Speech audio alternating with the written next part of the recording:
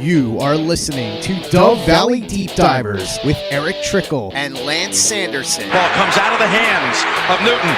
It's on the ground, picked up by T.J. Ward at the 4-yard line. Vaughn Miller did it again. On Overtime Media. And it looks like we're live. Going to add in the Facebook group here really fast because we got to show some love to our wonderful Facebook supporters over there. And it looks like we are good to go. Mile high hello, everybody in Broncos country. Welcome into day 8 of Denver Broncos training camp and the Dove Valley Deep Divers podcast. I'm your host, Lance Sanderson. Joining me as per usual is my good friend and colleague. He's Mile High Huddle senior NFL draft analyst and a full-time staff member now for the last week. Full-time staff member for milehighhuddle.com, Erick Trickel. Erick, dude, like I said, day 8 of training camp for the Denver Broncos is under wraps already. The quarterback competition is in a pretty much stalemate from what it sounds like. Just depending on who you listen to is who they have, in like leading this race. But what do you think so far? How you doing, man?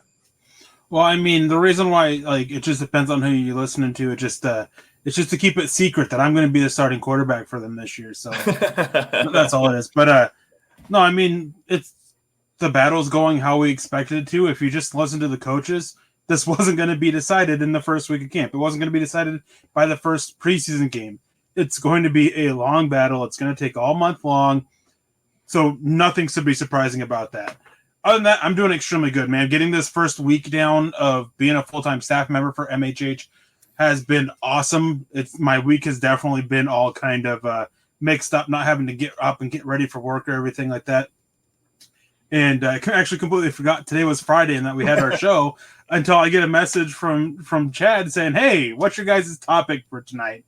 And it's like, "Oh yeah, got a show to do." So yeah, definitely been it's been fun, been really interesting. It's been really enjoyable being able to just focus on doing written content, doing videos, being able to go back and actually get to a film piece again. Hopefully it should drop soon. It's a 2-parter, but it's the first part of Bradley Chubb film piece on him breaking down the sacks he had this last year. So super excited to be here tonight. Super excited to keep going.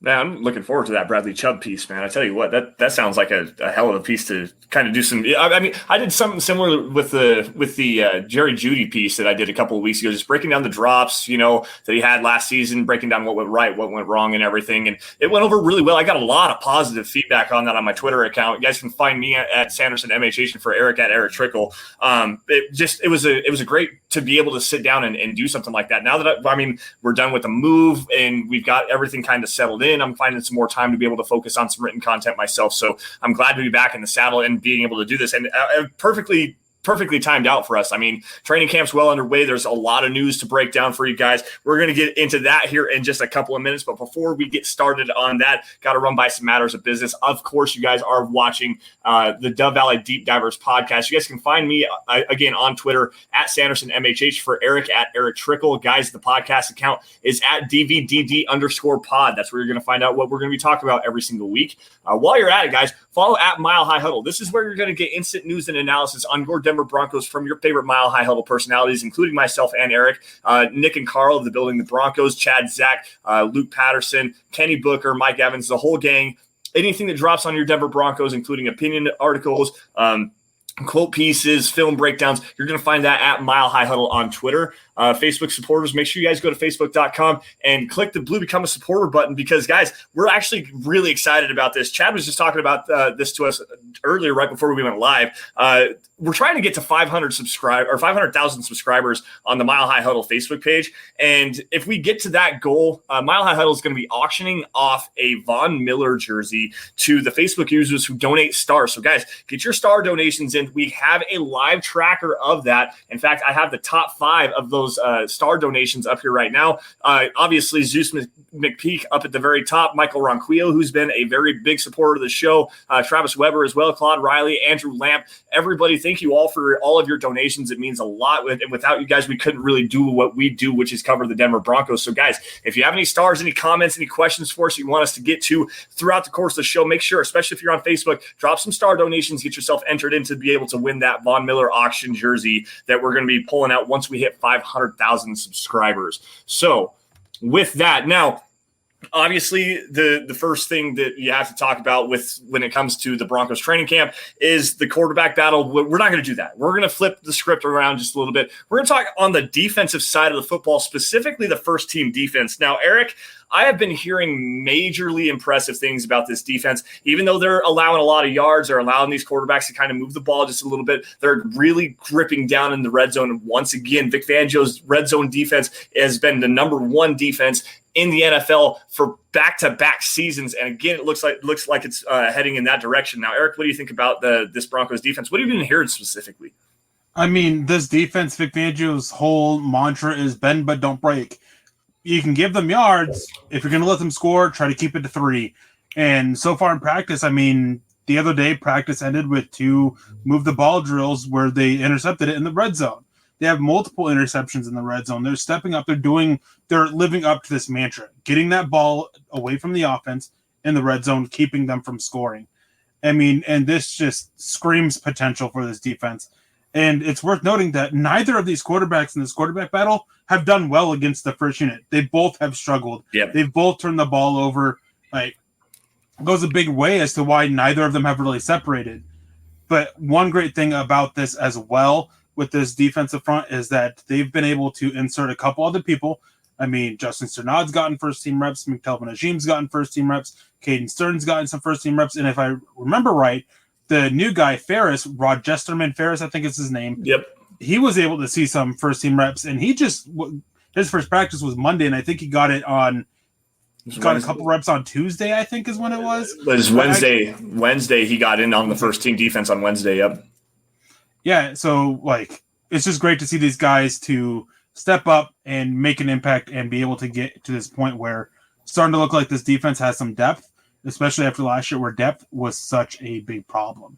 Yeah, especially, towards the later half of the season, where you were watching Parnell Motley and Nate Hairston, and who was the other guy that they had to bring in? I can't remember who, because it wasn't Duke Dawson, it wasn't Aseng Bassey, the guys that were on the roster in training camp that managed to play through. They all got injured. I mean, you had Michael Ojemudia out there. Devontae Harris is the other one I'm thinking about that played a lot, like extensive snaps as in starting positions. Devontae Harris was let go a little bit, like around the midpoint of the season. Okay, so there's a third cornerback that they had to bring in, and it was just like they were down to 7, 8, and 9 cornerback on the depth chart with Michael Ojemudia, who struggled last season. Let's just be honest here. Before we continue on this, I gotta say hello to the chat. We are popping off right now. We've got a lot of people throwing some stars out here. Peter Middleton, all the way over in Cambodia. What's up, dude? Glad to have you back on the show. It's always nice to have you guys. Mike S on YouTube saying, "What's up, Broncos country? How we doing, Mike? Thanks for joining us tonight." KB82 as well. Good evening, fellas. Do you see Jonathan Cooper making the 53-man roster? And if so, what are his chances of getting 4+ sacks? Eric, this is actually a pretty good question. It is, and this is actually a great chance to self-promote a little bit. Up on milehighhuddle.com, I have my latest 53-man roster prediction going. Mm-hmm. It is up. Go ahead and check that out. It's not really a prediction, so to speak. It's kind of just taking the first week of practice, making adjustments, and basically talking about guys who've really made a strong push for it. And Jonathan Cooper, he's one of them. He's one of the guys that I do have it. I have 5 edges. And of course, shout out to Lance. He actually helped me build this 53-man roster along with James Campbell. But getting 4 sacks, it's possible. I think that 4 is a little high. But, I mean, it's possible. I mean, this dude's motor never stops, and his former college teammate, Draymond Jones, actually spoke about that, saying how he will give you 100% and never slow down. Yeah, and there's some heart issues you got to kind of worry about with him, but it sounds like everything's all good to go on that. However, if you've been following along, listening to the Broncos Country tonight on 850 KOA or 104.3 The Fan, which I listen to both stations. I listen to as much Broncos content as I possibly can. As soon as the pads came on Tuesday, Jonathan Cooper took his game to the next level and actually had what sounded like a pair of sacks and a couple of really nice plays in the running game going against the second-team offensive line. So there is a chance for him to make this roster, and I do believe that he is going to be one of the 5 edges that we talked about. Guys, go check that out. It is up on milehighhuddle.com. It's Eric and mine and James Campbell's 53-man roster prediction. But back to the hellos for everybody. Andrew Baker jumping in here, dropping some stars as well. What's up, fam? Just showing some love for Eric and Lance. Congrats on the job, Eric. Hashtag MHH for life. Thanks, Andrew. We appreciate that. Colby Collier jumping in here, dropping some stars. Nothing to say, but just showing some love. We appreciate you, big dog.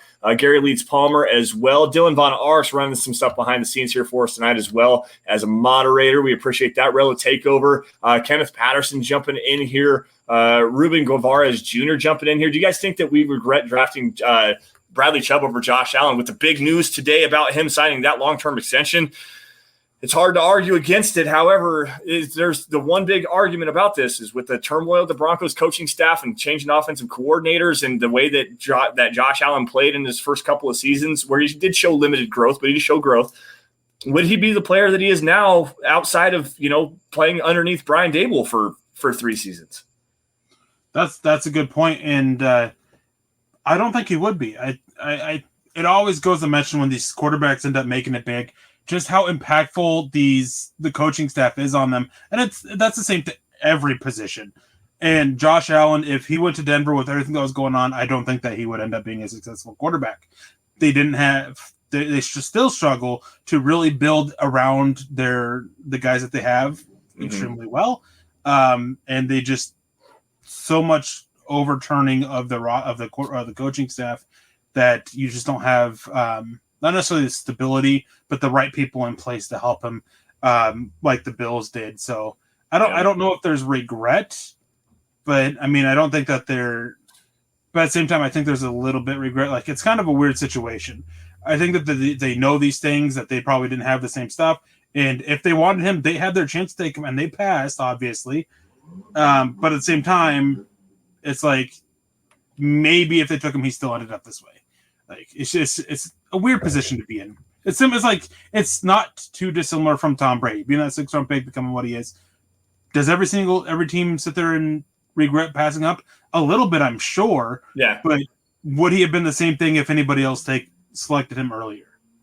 It's such an interesting dichotomy there. And I do think that you got to give Josh Allen a lot of credit for the way that he worked, especially going over seasons 1 and 2, and then especially from season 2 to season 3, where he really identified that he needed to start winning from the pocket and stop putting the beating on his body and everything. And he worked on his footwork, his hand placement when he was throwing the football. You don't want to have your hand away from your body. You want it nice and tight because it helps bring your shoulders around. And like, he worked on his form, he worked on his mechanics, and he really showed that. And I heard something earlier today on, I can't remember if it was Broncos Country tonight or if it was on The Fan, where it was like, no one really predicted that Josh Allen was going to, make this breakout and become like an MVP. Okay, you're not wrong about being an MVP, but there was a lot of people saying, if you look at his mechanics, especially on Twitter, if you follow @Cover1, I can't remember what his name actually is, but he's a Buffalo Bills guy. I follow him because I follow Josh Allen because he went to Wyoming and that's my quarterback. Okay. But he was showing a whole bunch of highlights. There was a bunch of people talking about it. And everyone's like, you know what? He's actually taking these steps, and he's really looking good in training camp. And we're going to see how it turns out. And guess what? He was a top 5 quarterback last season. So shout out to Josh Allen and the work that he did. But we're going to end up that conversation here. I got to say hi to Andrew jumping in here. Real quick, I just want to point out this from Roughing the Passer. It says, don't feel bad about Josh Allen because the Chiefs traded up with the Bills in 2017 to draft Patrick Mahomes. Yep. And that's kind of what I was getting at with the other comment, too, with Tom Brady and everything is, do the Bills feel a little bit of regret, even though they have Josh Allen, of allowing the Chiefs to go get Mahomes? No, because the Bears are the ones that are feeling the real regret because they traded up to draft Mitch Trubisky. That is true. So, like, that's where they passed on Deshaun Watson, which his legal situation is a completely different situation. We're not going to talk about that. But then they passed on Deshaun Watson and Patrick Mahomes to draft Mitch Trubisky, who is a backup to the starter in Buffalo, Josh Allen. That's where Mitchell Trubisky ended up in free agency. That's full circle. Holy cow. Okay, whatever. Andrew Morrow jumping in. Nothing to say on Facebook, just showing some love, dropping some stars. We appreciate you there. I got a super chat I want to grab really fast before we get back to the defensive side of the football here. If I can find that. Where did that run off to? Sorry, guys. Pause. Oh, it's Mark. Mark, what's up, dude? We appreciate you for joining up. $5 super. What's up, guys? Sturgis is a rare gem. Hashtag DVDD, hashtag Darth Bane. Yeah, that's right. Sturgis is this week. Sturgis Bike Week. I've never actually been, and it sounds like a blast. My parents go all the time. They stay out at the Buffalo Chip and go do go do concerts and everything. That's a story for another time, though. Back to the Broncos training camp here. No, you got to talk about Sturgis. I get to talk about that other hashtag there, Darth Bane. Hats off to you, Mark. That is probably one of the coolest Sith Lords in all of Star Wars lore. Darth Bane is freaking awesome, and his books are actually some of what got me into Star Wars as I am. Okay. Hats off to you for the mention of Darth Bane, man. Man, I really need to get into Star Wars because I have no idea who you guys are talking about. But you can push out that baseball and hockey crap to make room for Star Wars. No, I'm still going to root for my ass. Baseball, I haven't been paying attention to nearly as much because I don't.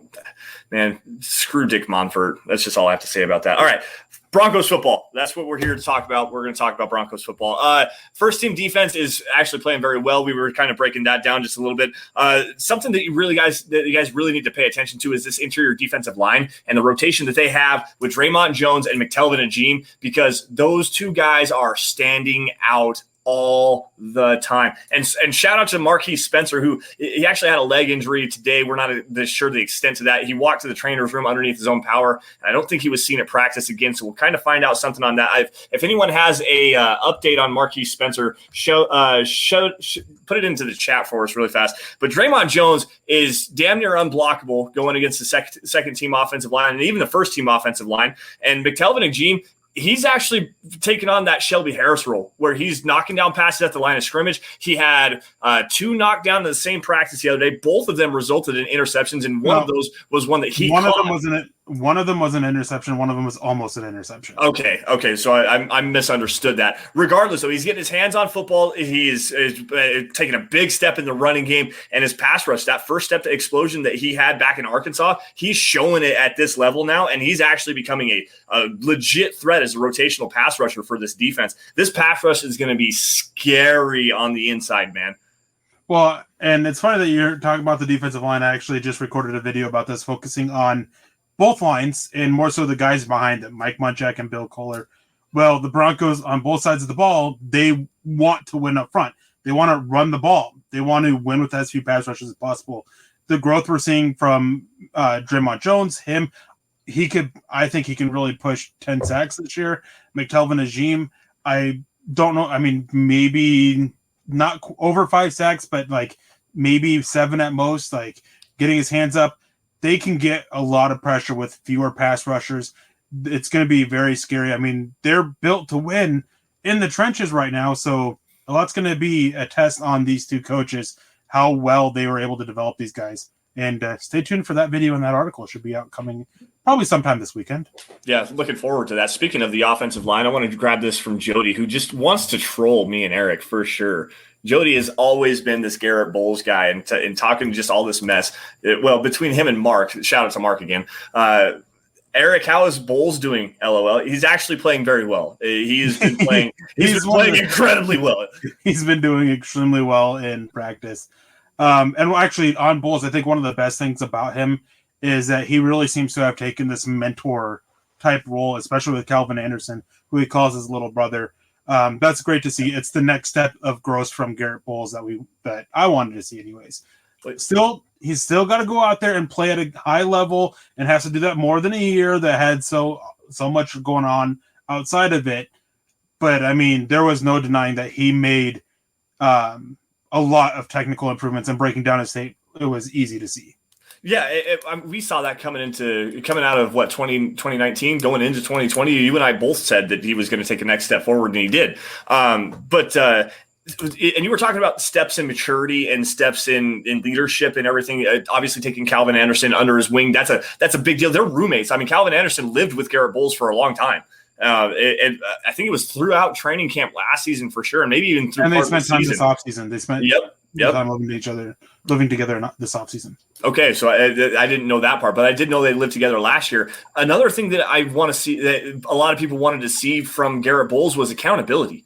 He holds himself accountable to everything. There's stories about Garrett Bowles and about his play and how he's frustrated with his play, crying in his locker after that game against the Chicago Bears. We've mentioned that multiple times.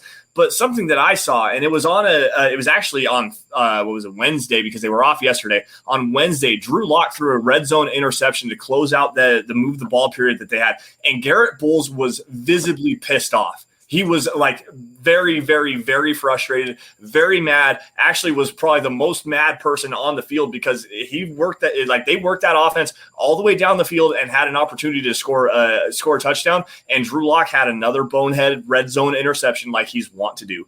And Garrett Bowles was very, very rightfully so pissed off about the whole situation. Maybe he wasn't necessarily mad at, Drew. Maybe he was mad at and I don't want to try to, speculate on anything like that, but you could see him. He was actually like tossing his hands around. It was very clear that he was upset and frustrated. That's something to me, holding yourself accountable and then turning around and holding other players on your team accountable. Like that's something that's a big thing in leadership. And then we got this one from Josh Alstrom, says, not been to camp. Can you speak to Miners versus Cush? Yeah, one's smokable, one's not. Anyways,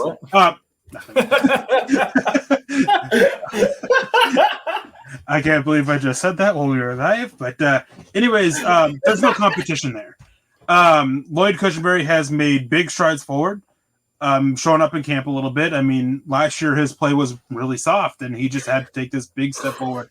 And he seems to be on that right track. He spent a lot of time in the weight room this year to get a little bit stronger, which hopefully translates onto the field. He's doing a good job. He's starting to prove me wrong a little bit because I've been very doubtful of him being able to turn around. But it's practice, and offensive line in practice have a disadvantage against defensive line because there are limitations to how much contact you want, even in padded practices. So in games, we'll see where it is, but it's a good showing from Cushingberry. And Vic Fangio, after the first day, flat out said, if this is to be a competition, Quinn Miners has to make it a competition. And that seems to be the case. It's not a competition. Well, and in Quinn Miners' defense, obviously you're a third-round pick, rookie draft pick coming out of Wisconsin Whitewater, hasn't played a snap worth of football other than the Senior Bowl. Yeah. Like he played the Senior Bowl, but Division III football, that's Wisconsin Whitewater. They opted out of the entire season last year due to the ongoing pandemic. So you can't, hold it against him. However, there's also another learning curve. He always played guard at Wisconsin Whitewater. He was never actually played center until the Senior Bowl. So he is literally learning a new position, playing football for the first time in almost 2 years, and has to learn and grow into his body again, grow into the NFL game, grow into the NFL weight room, and, win a starting job from a guy that's been there for a year. And granted, he struggled last season, but it's not necessarily hard to explain this. It's not a problem that Lloyd Cushingberry is winning this job. It's not a problem that Quinn Miners isn't doing enough to push him. It's just the fact of reality that Quinn Miners hasn't been around the game for 365 days at least.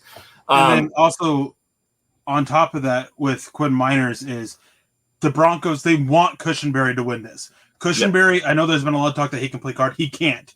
He is not a guard type prospect. He is a center only guy. Miners, he can play guard. They want Cushingberry to win this job there. They want Miners and Nathaniel Moody to develop at guard because then that gives them an option with Graham Glasgow and Dalton Reisner here in a couple of years as to what to do there. They want Cushingberry to win at guard. Miners was there to help push him and kind of be cross-trained as a guard and center. Right now they're focusing on center, well, because they weren't sure where Cushingberry was going to be and because they wanted to focus on him at one spot.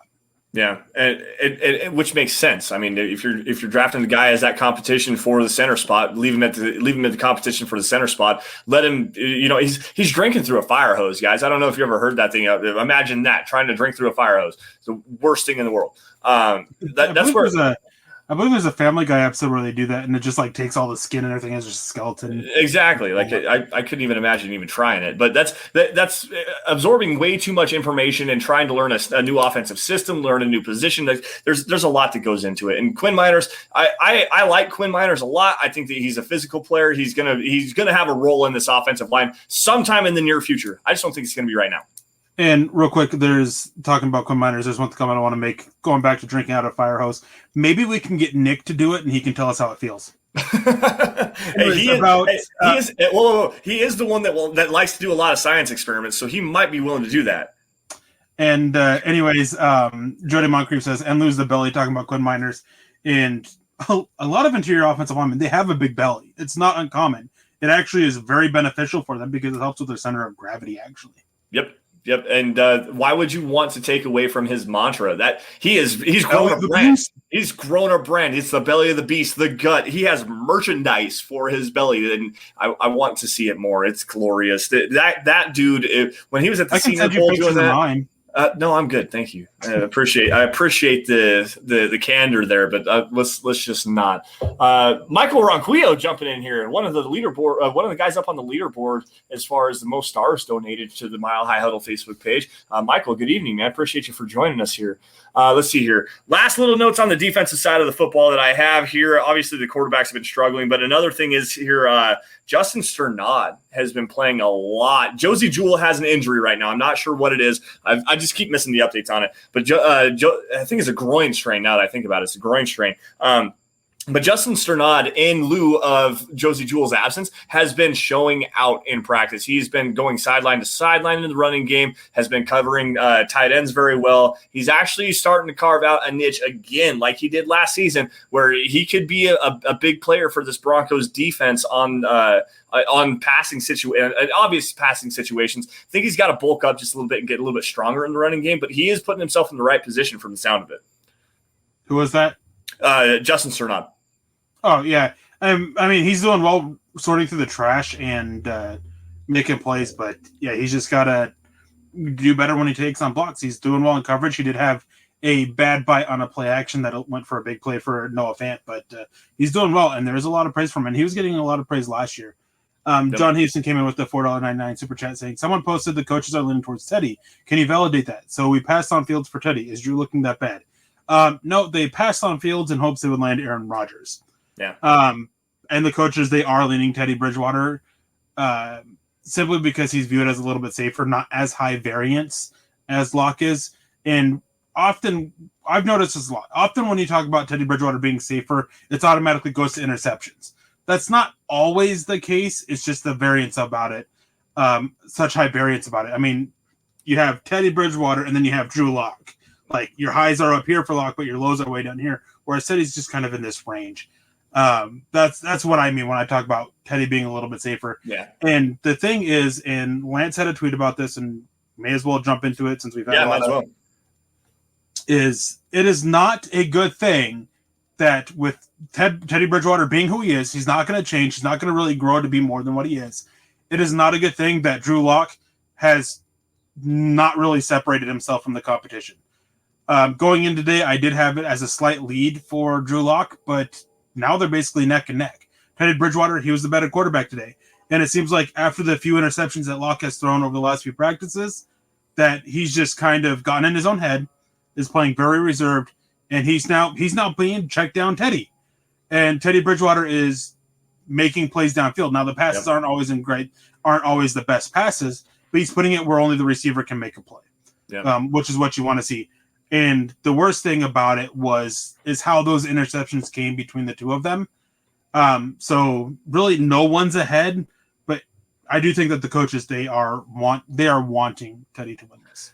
Well, I think that it really did come down to between the two of them, and I've heard this take from multiple different people all across Denver media, including Erick as well. The safer option, obviously, is Teddy Bridgewater, and that's the way that the coaches are going to want to lean because they're trying to protect their jobs, guys. Like, they really are. Vic Fangio is on the hot seat. Pat Shurmur's on the hot seat. I mean, George Paton obviously didn't blow everything up. He wanted to get kind of a state of the situation with the Broncos.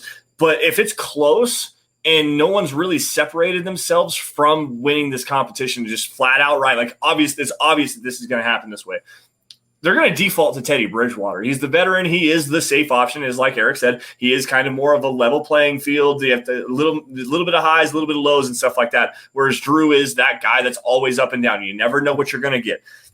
It's going to default to the veteran, and they're going to let Drew, kind of sit back in the wings. When Teddy starts to falter, they'll bring Drew in, see what he thinks, especially if the Broncos are struggling. If the Broncos are, like say week 8, week 9, right about that 500 area, kind of on the outside looking in for the playoff race, they're going to then insert Drew Lock and say, all right, you've got an extra extended period of time to work with everything in practice. You've been showing us some good stuff. Here you go. You get the rest of the season, and this is your audition, essentially. This is the last 8-9 games. This is what you're going to get. And if you don't show to us that you're the franchise guy, we're moving on. However, the way that this competition does change is if Drew Lock does outshine Teddy Bridgewater, who some people have said that he's like league average. Show me a season. Show me a season, please, where Teddy Bridgewater across the board was league average. I mean, yeah, he's a high completion percentage, but he's only thrown 15 touchdown passes ever in a single season. That was last year in 15 total games. So if we're going to see the average Teddy Bridgewater season, you're talking bottom third of the league still. I mean, if it's 18, yeah, that's not a high enough jump for Drew Lock. Now, if it's the Teddy Bridgewater that we saw in New Orleans a couple of seasons ago, where he went 5-0 through 9 touchdown passes compared to 2 interceptions in 5 games, and was looking like he actually was becoming back into that franchise quarterback, which got him assigned to a 3-year, $60 million deal in Carolina. Like, if that's the Teddy Bridgewater we're talking about, we're seeing in practice, and Drew is neck and neck with that, that actually makes me excited here. That means he is taking kind of that next step forward. But if it's your typical average Teddy Bridgewater where he's bottom third of the league, 22, 23, 24, or like last season where he was in adjusted net yards per attempt, which is one of the most accurate and telling quarterback statistics you can have as far as their efficiency rating is going and everything, Teddy Bridgewater was 20th. In average net yards per attempt last season. Drew Lock was 31st. If he can get to 20th, that's not enough. He has to beat that and be more efficient, be better with the football, take care of the football more. He has to beat that out. I'm looking for close to 4,000 yards, 25 touchdowns, and 10 to 12 interceptions. Like that's where Drew Lock has to be. And if he's not beating out Teddy Bridgewater in practice, I want to see the games. I'm not passing judgment yet, but he's not catching up to Teddy Bridgewater in practice. I got to see the games. But if he's not going to pass Teddy Bridgewater in practice, he's not going to do it anytime soon. Yeah, and before we move on from this, because I don't want to spend a lot of time talking about Rodgers, but Jesse Henderson says, I don't think it's fair to say we gambled on Rodgers. I think PS2 was too valuable to pass up. If you get Rodgers. Otherwise, no. Denver had the best cornerback in the NFL for multiple years. In my opinion, he was one of the greatest ever in Champ Bailey. When did he finally get to a Super Bowl? When he had a quarterback, when he had Peyton Manning. That was it.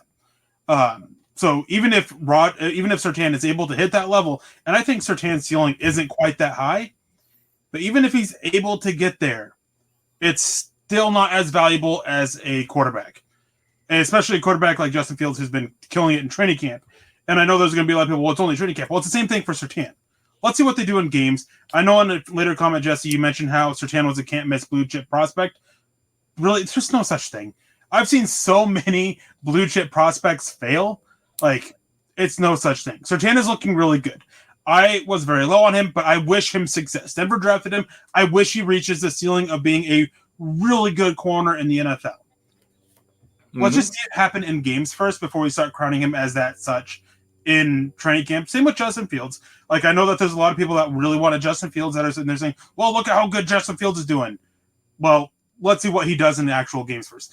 Same with Drew Lock, same with Teddy. Let's see what they do in these preseason games first. Yep. But no, Denver, they passed on Fields for 2 reasons. One of them was that they believed they were going to get Aaron Rodgers, and 2, they were a little bit scared about his epilepsy, even though there was absolutely no reason to be. Yeah, Justin Fields has epilepsy, and they've managed it and worked about it. There was something that I had heard that they had Pat Surtain as a top 5 player on their board. They had Justin Fields as a top 10 player on their board, so they were relatively close. But George Paton stuck true to his board and took the top 5 player that he had. He knew that he had top 5 player that they were in love with, and they thought that he was going to be this great cornerback prospect. And as Mark Langley jumping in here with the $5 super says, Surtain looks really good. And I have that in my notes. We were going to get to that. We might as well get it right now. He has an interception already, has a couple of pass breakups the other day, had a big pass breakup today against Jerry Jeudy down the sideline that sounded like he was in perfect placement, perfect coverage. They're using him all over the field. Like, he looks really good, and that's fine. But it doesn't move the needle. I mean, like we were just talking about, like Eric was just talking about, Champ Bailey was the best cornerback in the NFL, had the best cornerback season ever in 2006. The Broncos went 9-7 and missed the playoffs. Like, that's what a bad quarterback situation will do. And if you guys remember, 2006, that was Jake Plummer versus Jay Cutler. That was a bad quarterback situation. So that's how that works out. And I'm sorry, I hate to be that guy. And I hope Surtain balls out, man. I really do. I loved him as a player. Didn't like him as a scheme fit here, but it sounds like they're figuring out ways to use him in ways that he's having a lot of success early. So great. That's awesome for the Broncos. but you got to have a quarterback to be able to have these guys work out in the way that they need to work out. So, Mark, again, thank you for the super. Last part of this, the first Sith Emperor, Eric, was Marcos Reganos. So there you go, more Star Wars stuff. Couple more comments. George Noon said, I heard Fields was struggling, so he's not. He struggled the first practice, and after that he's been killing it. Mr. Boggins said Cernan was above Fields. He was. Epilepsy can be triggered more at higher altitudes. There's actually not enough research information into that to actually say it. Early stuff that they have done does suggest that is the case. It's just nothing actually says that is 100% the case. Right. And, Travis Weber jumping in here. I think it was Travis that was just dropping some stars for us. Not bashing Teddy, and yes, he is a safe bet veteran, but I feel he needs to do more than what he's been doing to outdo Locke. Either way, whoever wins the job, I will have his back. So this last part of this, absolutely, whoever wins the job, I'm going to root for him. Plain and simple. Eric, go ahead. And my thing is you're not wrong. Teddy does need to do more to beat out Locke, just as Locke needs to do more to beat out Teddy. I mean, that's the simple thing about this is neither guy has really taken the step up to grab hold of this quarterback battle and start to run away with it. It just hasn't happened. That's part of the point that we're trying to make here. It's still close because that just hasn't happened. And it's got to. And whoever it is, I mean, I've made jokes about this all the time about Locke fans and Teddy fans. And my hope is that everybody is rooting actually for the Denver Broncos to win, no matter who is at quarterback. But there's just some people out there that I just don't know if that's actually the truth, but we'll see what happens. Whatever it is, let's hope for a good Bronco season because we can use it. Or if you want to start over, hope for a bad one, I guess, and that they land a quarterback. I don't know. Yeah. Zebulon jumping in here on Facebook, dropping some stars. He also has a comment here, and we're going to kind of break this down just a little bit, but not very much. I understand where you're going. I got more notes that I want to get to on this. We got a few minutes, though. So if Drew Lock gets the last 8 games and goes 6-2 or 5-3, but is still up and down, what happens? He was 4-1 as a rookie, but the team immediately made him compete as the starter after one subpar season, starting in a super wacky-ass season. Why not support him fully until he fully busts? I hate the immediate judgment. They are fully supporting him. Just because they're making him compete for a job in the NFL after a bad year doesn't mean they're not. Right. It's that simple. Quarterback is the most important position. If you're not going to go out there and you're not going to take hold of it and you're not going to start showing even immediate signs of success or potential, and I know somebody's going to throw in Josh Allen. Josh Allen helped his team win games. Yep. Peyton Manning, John Elway, I know those first rookie years were not the best, but year 2, they took a step forward. They showed signs of potential. They showed signs of being better than they were. Drew Lock was worse than he was in those 5 games his rookie year. So they're making him compete, as they should. Yeah, no, absolutely. And I definitely agree with you. I'm going to grab a share screen really fast because I want you to take a look at what I have as the pinned tweet on my Twitter profile. Okay. And this is exactly what I want you guys to understand here. Hopefully y'all can see this. It's, let's see here. It would be this tweet right here. It says, "It is okay to be a fan. It is also okay to have some blind faith in your favorite team.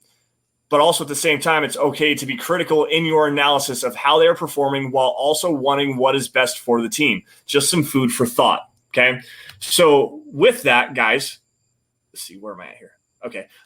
With that, being critical in your analysis is never a bad thing, okay? And to have blind homerism and to, continue to just root for everybody, I have that blind homerism. I really do. I want the Broncos to succeed regardless of who's out there on the field.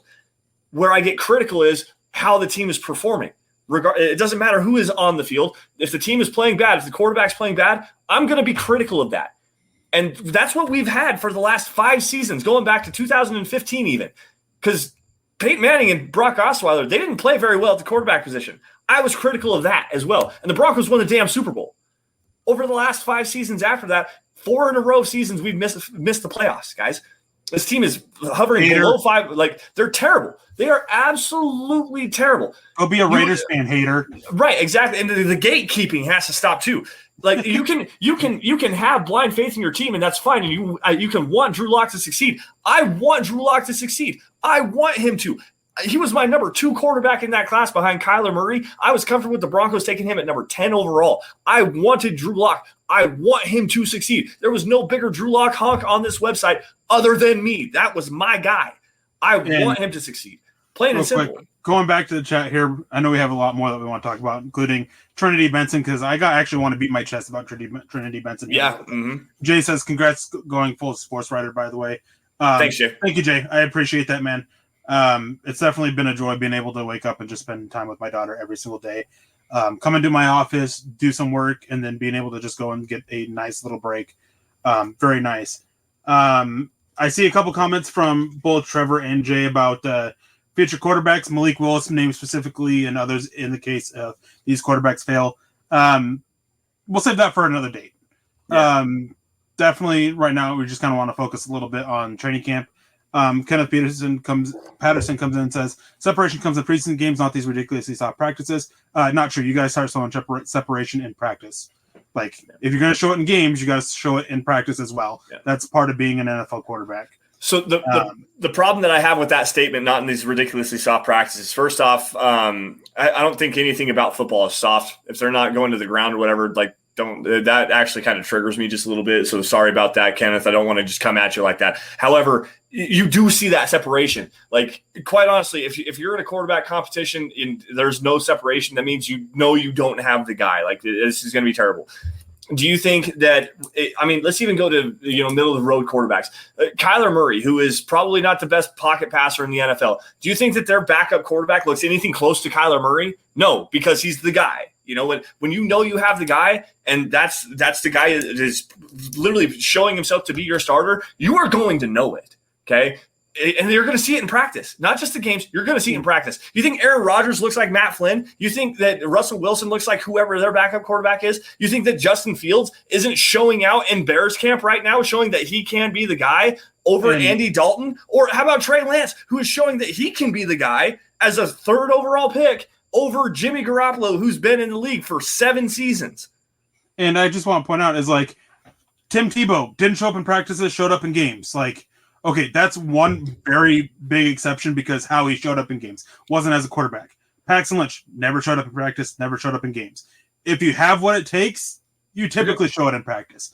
Anyways, moving on from that subject, again, I want to say thank you to the others saying congratulations in the chat. You guys are awesome. I want to give a shout out to Peter Middleton. He keeps I don't know if you noticed this, Lance, but he keeps pointing out who's giving stars. That is awesome, actually. Peter, because we can't see that. Yep. So I'm going to go grab this comment from Anthony Bradshaw. Says, can't wait until the season starts so we can officially put the Lock hitting to rest or move on to another quarterback, because honestly, we literally haven't seen enough Lock to say for sure either way. If being honest about a player's play is hating, then I guess I hate everybody.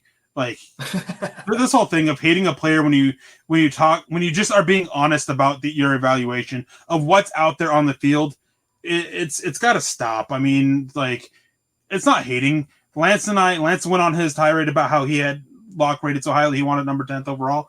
I have Lock as a 1st round pick. I want Lock to succeed, and it's going to be my own selfish reasons why I want Lock to succeed. I want Lock to succeed because it proves my evaluation of him pre-draft was correct. I want Lock to succeed. He just hasn't been playing very well. But we appreciate the stars. Anthony, you're awesome. Thank you for appreciate the chat. Now, moving on to Trinity Benson. Just want to pound my chest here a little bit. When he was signed, I managed to watch down a couple games of his, and I put out there an article that at some point this guy is going to make the Broncos roster.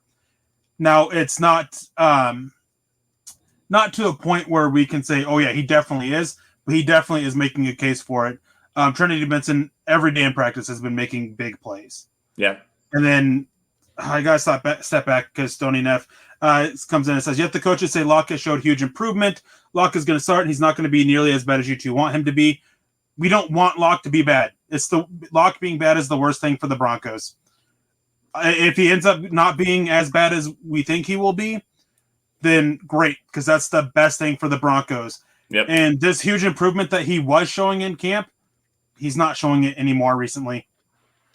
Papa Chad jumping in here, giving us some love to the star senders here. Travis Weber with 785 stars. Gary Leeds up there. Andrew Baker. Michael obviously there. Andrew Morrow as well. Anthony Bradshaw Zeb as well.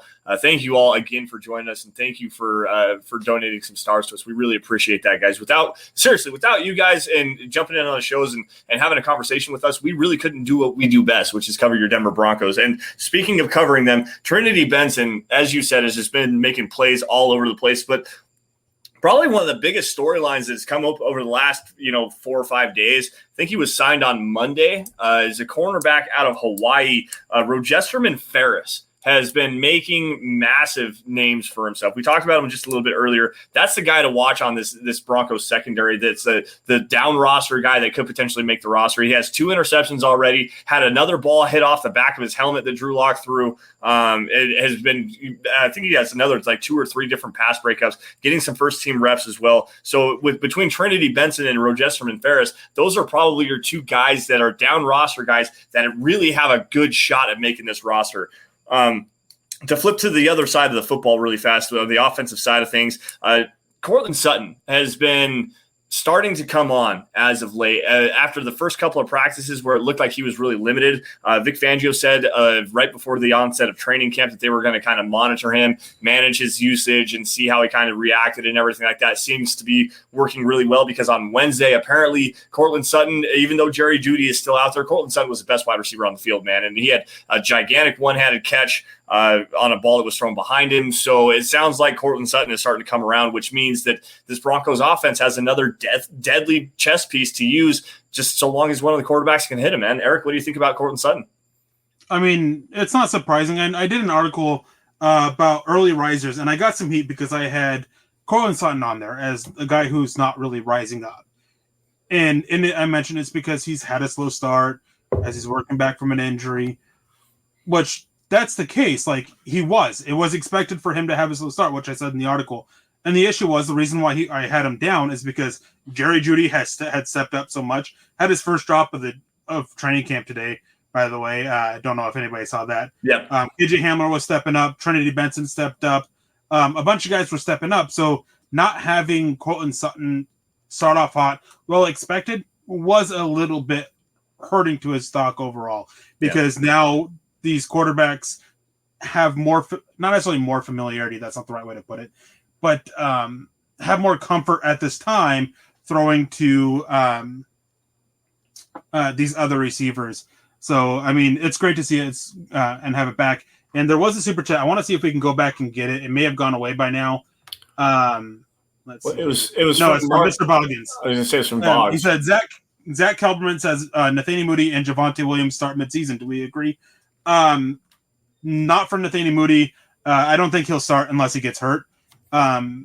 Graham Glasgow is a lot better than a lot of people think he was.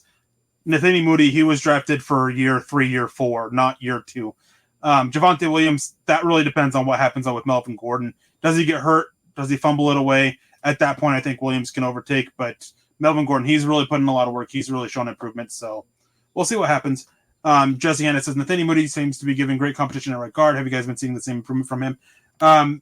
Simple answer to this is he's not really giving a great competition at right guard. He has cemented himself as a backup there, but there is a huge gap between him and Graham Glasgow. Yeah, I've actually heard the same thing. I was going to kind of elaborate on this. Apparently, when they have Quinn Miners and Nathaniel Moody playing on the field at the same time, and they run wide zone, your defensive line is just dominant over them. Well, I've also heard the opposite as well. So if they're running against the twos now, if the ones are out there, it's terrible. It really is bad. But if they're running against the twos, Nathaniel Moody and Quinn Miners are blowing open holes in the running game. They're not doing very well in pass protection, but they are blowing holes open in the running game. So they're killing it as run blockers, which isn't surprising at all. No, but pass protection, I mean, there was a time where they went against the third unit offensive line and the third unit, or the defensive line, and the third unit defensive line even ate them up in pass protection. So Travis Weber says Hurt Cleveland has been dropping passes left and right. That is correct. I mean, Now he's been hurt, missed the last couple of practices because of that.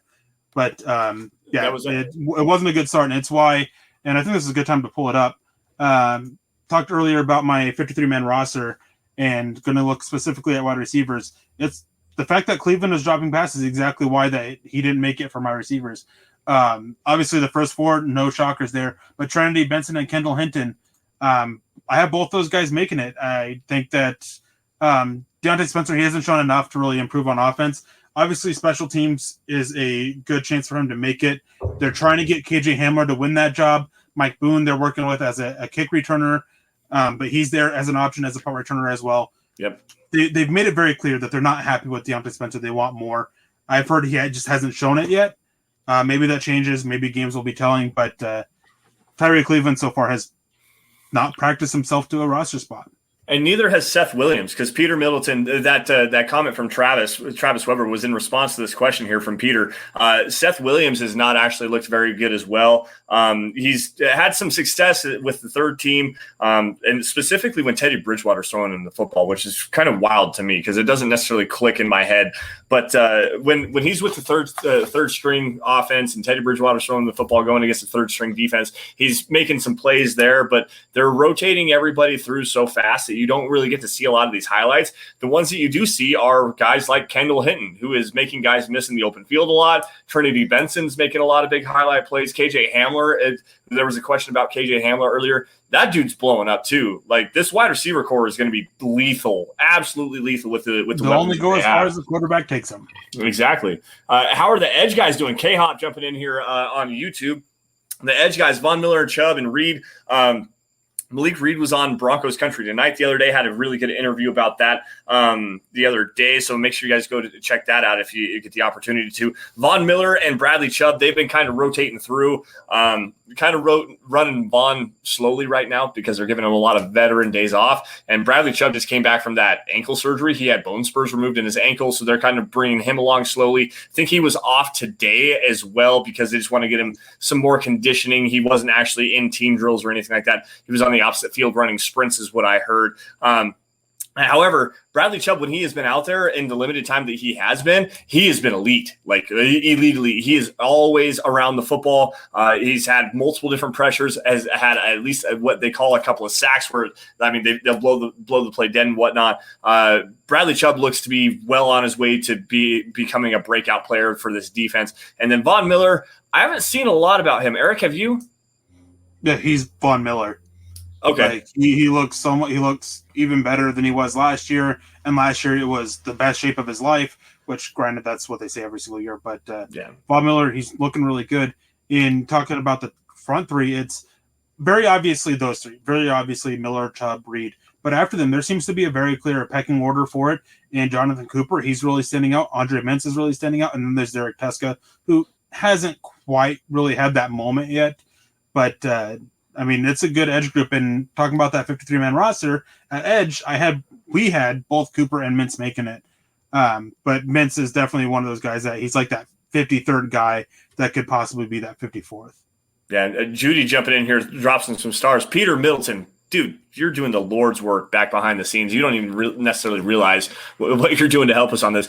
Judy jumping in here saying thank you, dropping some stars as well. I have mixed feelings on this quarterback situation. Just hope whoever it is, they can get us to the playoffs. It's such an interesting conversation here because this Broncos roster is talented enough. They have a great defense. It looks like they have a really good running game as well. The first team offensive line is really working when they go against the first team defensive line, they're working and they're actually opening up some holes. So there might be some problems there, but if they run the ball well, they have the good defensive play and don't turn the football over, this team they have enough talent around it to be able to make the playoffs. They really do. It all comes down to what happens with the quarterback position, though. And you're absolutely right. Absolutely. Good point, Judy. And we appreciate that. We appreciate you for joining us tonight. Yep, definitely. And as it is with every team, you only go as far as your quarterback play can take you, really. Obviously, some things can change that. Obviously, you can deal with so many injuries, things like that. But quarterback play, it's so vital for it. R. Powell comes in and says, who will be our tight ends besides Fant? Albert Okwuegbunam and Erick Saubert, I think. Erick Saubert, he's been absolutely killing it and just been showing up as a receiver, which is something that he hasn't really been, and then being being consistent as you can be as a run blocker in practice. Yeah. All right, guys. Last couple of minutes here. If you got any big questions, make sure we got super chats and stars and stuff like that. We'll get to them as quickly as we can. Thank you, Michael. Great show tonight, Lance and Eric. We appreciate that. Travis, why are you concerned with Glasgow? Yeah, this is a good one. What's the concern behind this? I just saw that. Good shout, Eric. Come back with that, Travis. Let's see here. Trevor Sandell says they're going to go as far as the quarterback goes, but also I think we'll kind of segue into this and grab Travis's comment about Glasgow here in just a second. But let's see here. Where is it at? I just saw it a second ago because Trevor Sandell, he says, Lance, I just got my Dove Valley Deep Diver shirt. I will post a pic on Twitter. I'm very pleased with it. Now, thank you, Trevor, for supporting the show in a great way. I'm going to start handling some matters of business as we wind down and get out of here, guys. Thank you all for joining the Dove Valley Deep Divers podcast. And as you all should know at this particular time with Trevor's comment here, if you want one of those new Dove Valley Deep Divers podcast t-shirts, go to huddledupod.com. That's the merch tent. That's where you're going to get it. You can get yourself a hat, t-shirt, anything to suit your fancy. That's where you guys are going to get it, huddledupod.com.